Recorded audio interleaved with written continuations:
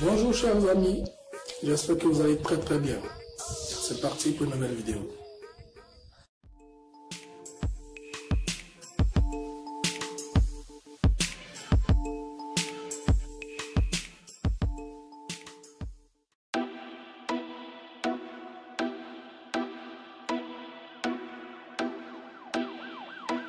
On peut le dire, Rio Ferdinand ne porte pas Eric Bailly dans son cœur. Devenu consultant après sa retraite footballistique, l'ex-défenseur de Manchester ne manque pas une occasion de faire des reproches aux défenseurs ivoiriens. Ce fut encore le cas lors de la fabuleuse victoire des Red Devils sur le terrain du PSG mercredi soir. Au cours de ce match, Bailly s'est blessé très rapidement et a dû céder sa place. Une sortie qu'a salué Ferdinand. Honnêtement, ça aurait été une négligence de laisser Bailly sur le terrain. Ce n'est pas un défenseur, c'est une bénédiction qu'il se soit blessé et qu'il ait dû sortir.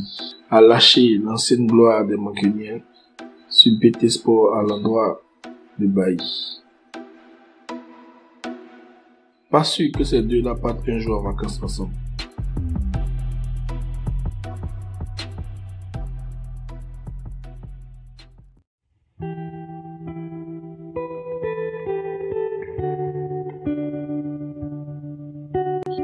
Depuis son placement en détention provisoire le 17 janvier dernier, personne ne sait ce que devient MHD, qui est toujours présumé innocent dans l'affaire du meurtre du jeune Loïc Kamchuan.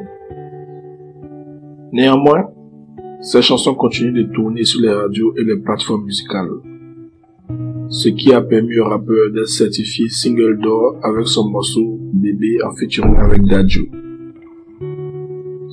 Avec 15 millions d'équivalents en streaming, le prince de l'Afrota prouve qu'il jouit encore d'une grande popularité auprès de son public, même étant en prison.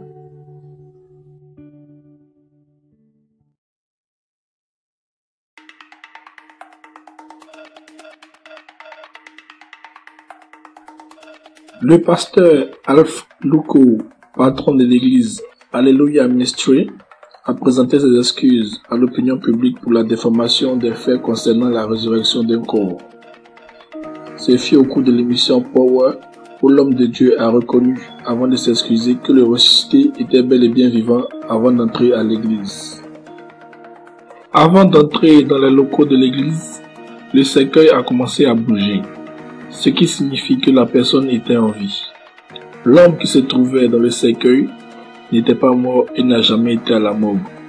Je tiens à m'excuser pour la déformation des faits, a-t-il déclaré.